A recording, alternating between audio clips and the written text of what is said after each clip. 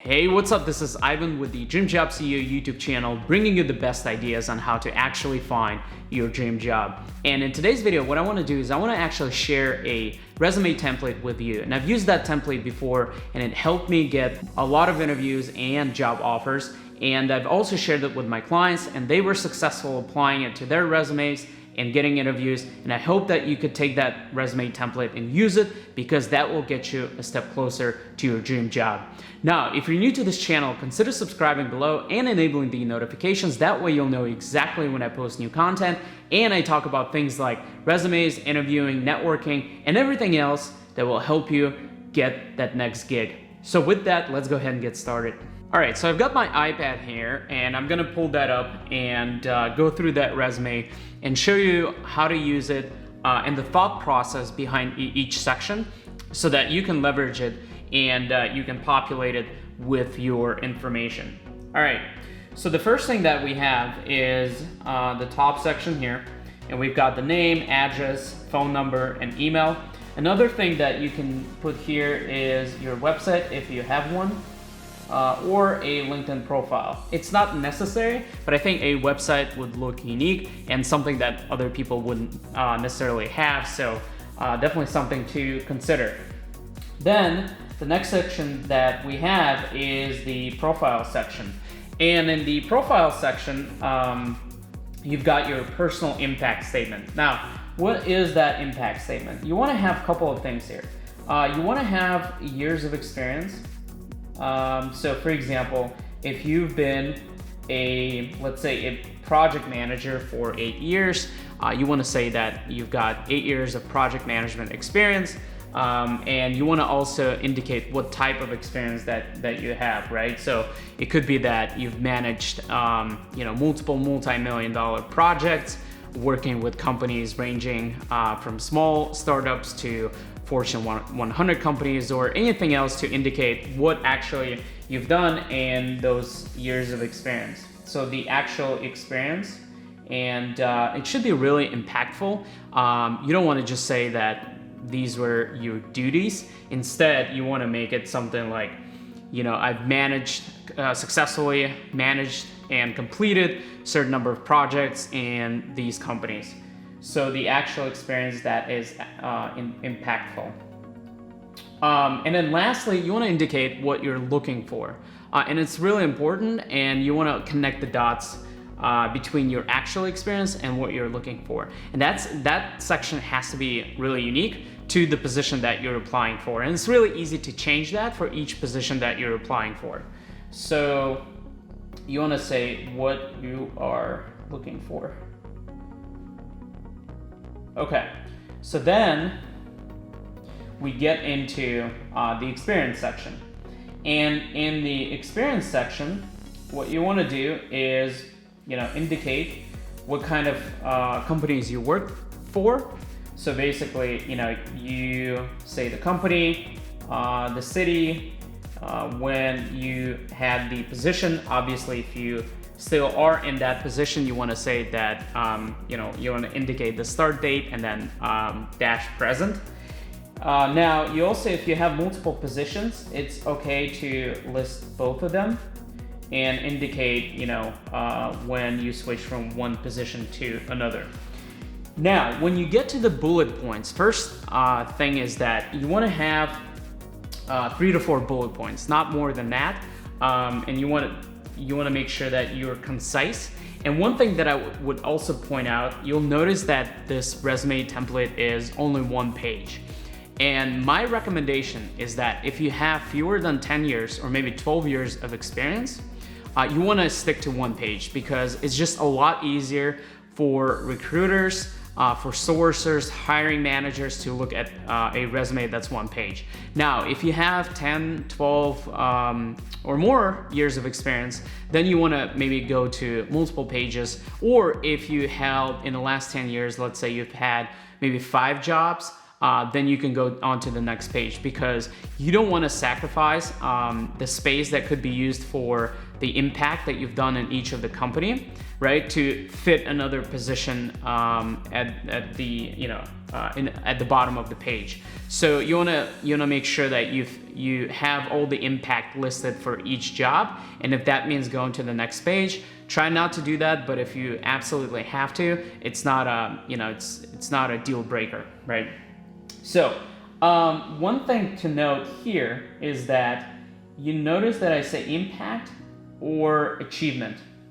Now, it's really important that for each of the job that you have on your resume, you don't just list your duties. That's a big no-no. A lot of people do that because maybe they're lazy and they just copy and paste whatever they've done from a job description or whatever the case might be, but they just list the duties. For example, they've done X, Y, and Z, and it doesn't really it doesn't really list the impact that they've been able to achieve by doing something. And so what you want to do instead is you want to figure out, what have you done, what kind of projects you've worked on that have resulted in some sort of successful outcome. And that outcome could be both qualitative, it could be quantitative, right? The qualitative is something like, because I've been able to create this or automate this, it resulted in faster turnaround for a certain process. I don't know, I'm just making stuff up, but you get the idea. And then the quantitative piece would be, for example, something that you created, automated the process that has helped multiple people reduce the weekly time that they spent on this task by, 5 hours, right? Or you could just say a total of 20 hours across multiple people. So that's an example of a quantitative impact statement.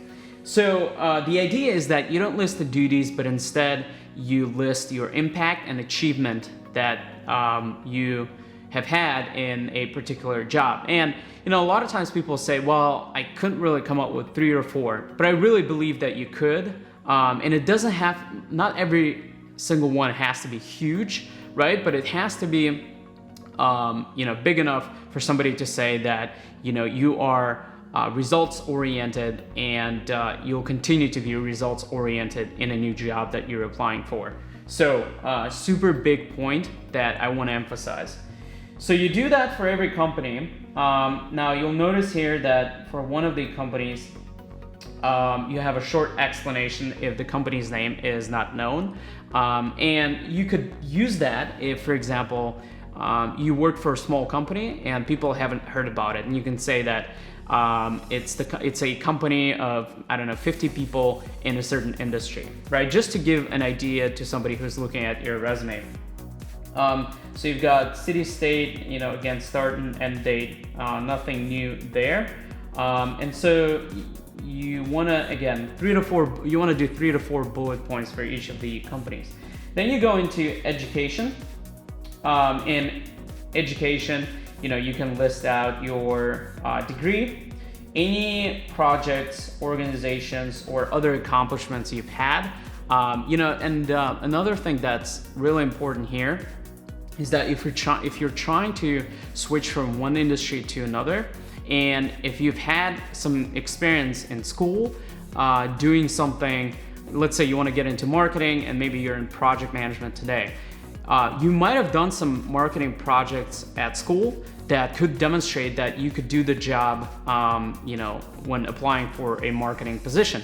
An example for me, I once applied for a position that required knowledge of Google AdWords. It's a piece of software by Google that lets you advertise.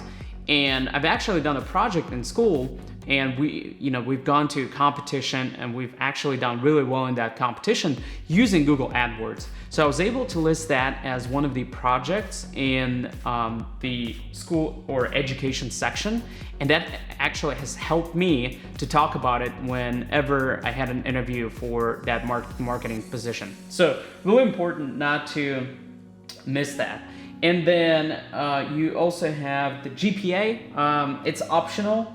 It just depends on how many years you've had after you finish school. If you're a recent grad, it might be something that you want to put in there. If not, you can totally skip that. I don't honestly think that anybody cares if you're 3-4 years out of school about what your GPA is. So you can skip that.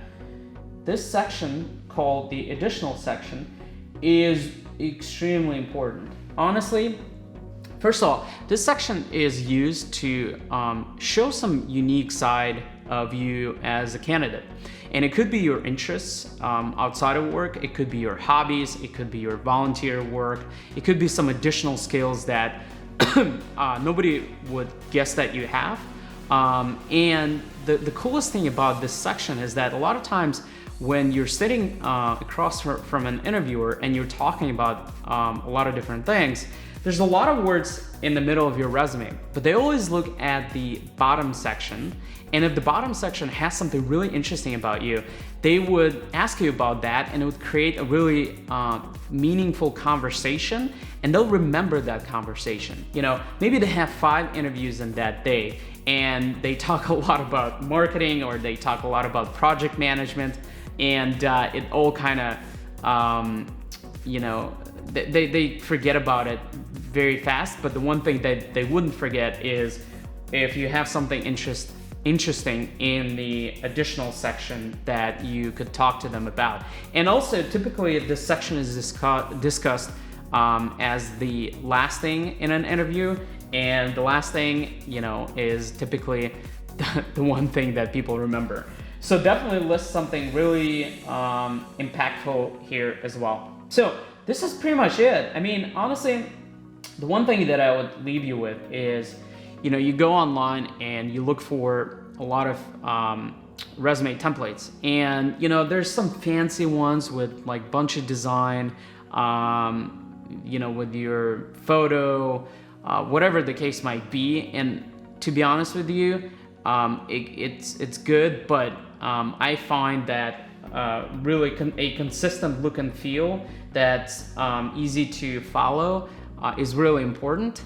And you know, when it comes to like the modern design, the look and feel of those fancy resumes, some people might like it.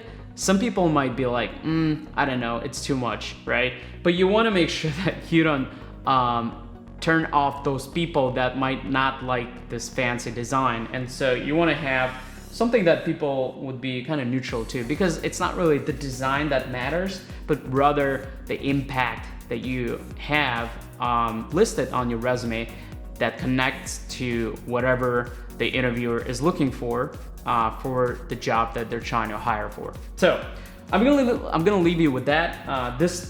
If you just use this template, it works. Don't try to overcomplicate it. Make it simple. It's all in, again, the impact and the achievements you've had and how it connects to the job that you're applying for. So with that, I'd like to thank you for your time.